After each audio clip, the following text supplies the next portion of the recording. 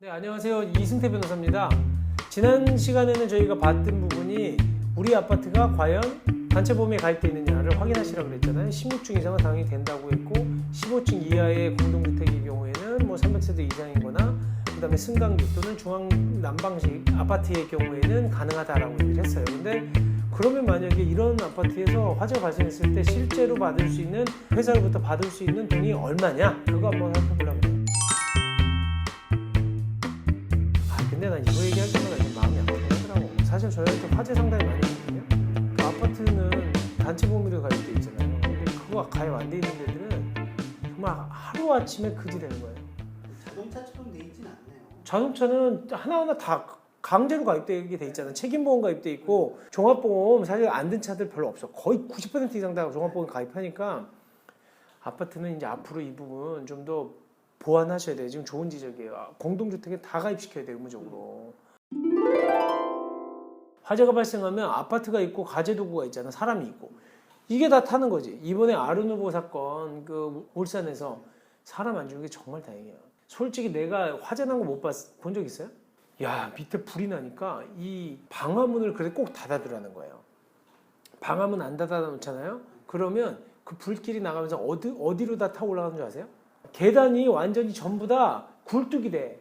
그러다 보니까 연기랑 불꽃이 그래 다 올라가면서 그냥 불이 완전히 번지는데 진짜 끔찍하더라고.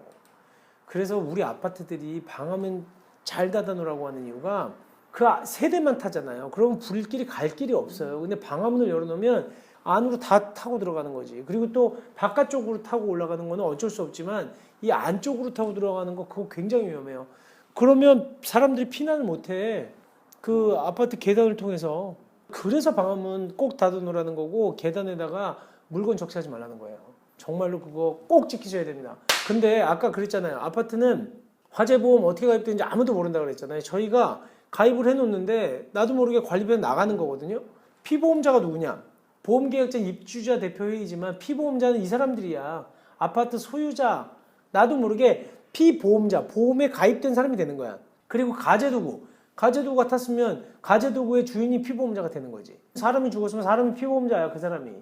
그렇게 아파트는 강제 가입시키면서 딱 정해놨어. 보험에 일반적으로 생명보험 가입할 때는 보험계약자는 내 이름으로 하지만 피보험자 지정하잖아요. 피보험자라는 게 화재가 발생하고 내가 죽었을 때 보험금 탈 사람이야, 탈 사람. 그렇죠. 아파트 단체 보험 가입했는데 누구로 피보험자 할 거냐? 이걸 정하는 거거든. 건물에 대해서는 소유자, 그 다음에 가재도구에 대해서는 여기 살고 있는 사람, 이렇게 지정하는 거예요. 판결에서 뭐라고 얘기가 나왔냐면 대법원에서 이 아파트 피보험자는 각 구분 소유자라는 거야. 만약에 임차인이 계속 돈을 내왔어. 임차인이 돈을 냈잖아요. 그래서 피보험자 누구라고 그래서 아파트 건물에 대해서 물건에 대해서 소유자야. 그냥 자동적으로 약관에 그렇게 돼 있기 때문에 관리비에 포함이 돼서 임차인이 돈 냈다고 하더라도 피보험자는 건물 부분에 대해서는 소유자라는 거야. 그러면 그 관리비 낸 거에서 임차인은 자기 물건에 대해서 자기가 소유자가 되죠. 자동적으로. 근데 좀 억울하지, 임차인 입장에서는. 그러면 여태까지 임대인 것까지 내준 거네? 그게 단체보험의 성격상 이제 그걸 구분하지 않고 있는 거야. 원칙적으로 나중에 그걸 소송할 수도 있겠죠. 내가 왜 남의 돈 내주냐고. 근데 뒤에 가서 보시잖아. 이거 중요한 문제가 생깁니다. 그 아파트가 임차인의 과실을 불이 났을 때 어떻게 하겠느냐. 이런 문제가 생겨. 내가 불냈어, 임차인이. 아파트 홀딱 탔네? 그러면 관리비는 내가 냈네? 그러면 이 아파트 피보험자 누구라 그랬어요? 집주인이라 그랬잖아. 그러면 나 때문에 이 아파트가 탔으니까 나중에 보험회사가 이 아파트가 물어주라고 할 수 있느냐? 이 문제가 남아. 근데 이거는 지금 얘기 안 할 거야. 다음 시간에. 일반적으로 보시면 원칙적으로 아파트 피해자가 있잖아요. 그러면 불낸 사람한테 청구할 수 있는 거예요. 근데 그게 손해를 청구할 수 있는데 그 사람이 한 명한테 아르누보가 집을 다 탔어. 근데 피해 금액이 100억이야 만약에. 그 사람한테 돈 내라고 하면 100억을 어떻게 내냐고. 집 한 채 갖고 있는 사람이. 그러니까 보험회사를 실질적으로 통해서 지급받는 거예요. 그랬을 때 어디까지 받을 수 있냐? 화재보험법상 이건 잘 보셔야 됩니다. 16층 이상의 아파트의 경우에는 화재보험에 가입된 거, 요거는 아까 손해보험이거든요. 손해보험에서는 건물의 시가에 상당하는 금액을 건물주가 배상받아요. 최대 금액이지. 홀딱 탔을 때. 사실은 불 탔을 때는 어디까지 배상받느냐 굉장히 그것도 논란이 돼요. 왜냐하면 그릇만 번진 거냐? 사실은요 불이 심하게 타면 이 안에 콘크리트에 있는 철근이 다 휘어 다 녹아. 그러면 이거 멸시를 돼야 돼요. 그러면 그게 전손이 되는 거지 시가가. 그러면 그 건물 가치만큼에 해당하는 금액을 보상해 주는 거예요. 그래서 화재보험사기나 지난번 편에서 좀 애매했던 분들 잘 이해 안 가신 분들 이거 보시면 압니다. 요 보험을 건물의 시가에 해당하는 금액을 배상해 준다는 게 이게 바로 손해보험이에요. 그 다음에 또 하나 책임보험으로 되는 건 뭐냐면 내가 불내가지고 사람들 다치거나 죽었잖아. 그것도 배상해 준다는 거지. 그게 1인당 2천만 원에서 1억 5천만 원까지. 그 다음에 부상의 경우에 50만 원에서 3천만 원까지. 화재 재산상 손해에 대해서는 건당 10억, 최대 10억 원까지 수리비까지 포함해가지고 이거는 이제 다른 사람에 대한 피해를 주는 거예요. 그러면 내가 불내가지고 100억어치 탔어. 10억원 넘어가는 거 배상 못 받는 거야. 화재보험에 들었다고 하더라도 다 해줄 수가 없는 거지. 대신 여기에서는 아까 화재보험에서는 내가 불내가지고 다른 사람의 피해 준 부분도 배상해 줘야 되고 또 그 건물의 시가에 해당하는 건물 소유자 물건도 또 배상하기 때문에 어떻게 보면 그 피보험자들이 여럿이잖아요. 구분 소유자는. 그러니까 상당 부분은 보험에서 커버가 돼요. 이 재난안전법상에는 근데 아까 얘기한 것처럼 자기 물건에 대한 거 그 피보험자의 시가에 해당하는 금액은 안 해줘. 이거 웃기잖아요. 왜냐하면 15층 이하 아파트는 이걸 다 배상해 줄 수가 없기 때문에 그래서 보험에 커버하는 부분이 좀 적어.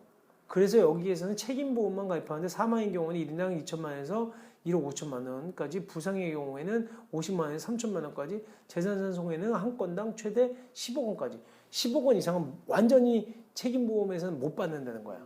아시겠죠? 무슨 차이인지. 확실하게 구분이 되잖아. 화재보험법에서는 건물의 시가에 상당하는 부분, 그 구분 소유자들 각각 보험료를 냈으니까 그 부분까지 어쨌든 다 배상을 한다는 거예요. 그러니까 16층 이상의 아파트는 안전해. 좀 그래도 화재가 났을 때 피해를 갖다가 어느 정도 전보할 수 있는 가능성은 있는데 15층의 아파트는 그나마 보호가 되는데도 여기는 책임보험만 가입되어 있기 때문에 좀 크지 않다는 거죠. 보험에서 커버해 줄 수 있는 부분이. 자, 그러고 또 하나 이것도 많이 물으시는데 불이 났는데 그러면 우리 집에 엄청난 게 비싸? 나는 임차인이지만 거기 고르저기도 있고 뭐 금도 몰래 한 20돈 너무 작다. 좀 이왕 쓰는 거 뭐 크겠어. 200돈 갖다 놨어. 홀딱 다 탔어. 그럼 보험에서 커버해 주느냐?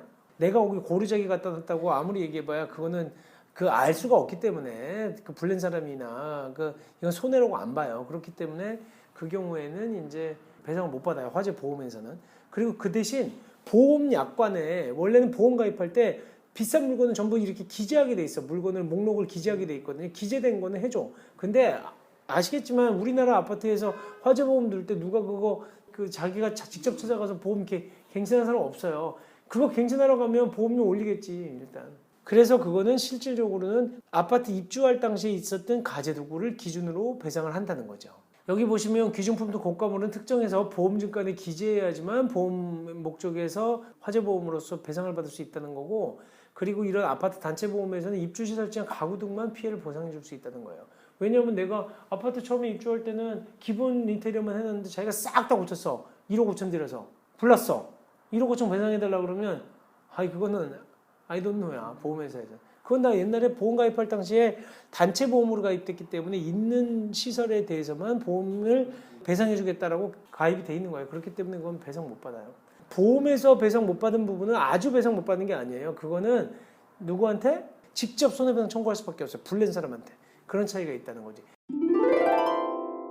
그래서 오늘은 이번 시간에는 화재가 났을 때 어디까지 어느 범위까지 배상받을 수 있는지를 확인을 했어요. 그래서 15층 이하는 재난안전법상의 책임보험만 가입되어 있기 때문에 이 재물에 대해서는 전체적으로 10억 원밖에 안 된다는 거. 하지만 그 화재보험법에 가입되어 있는 거는 사실은 약간 그것보다는 더 보험 범위가 커요. 16층 이하 아파트는. 그 경우에는 사망 보상, 물건뿐만 아니라 아파트 그 재산상 손해 시가에 대한 부분도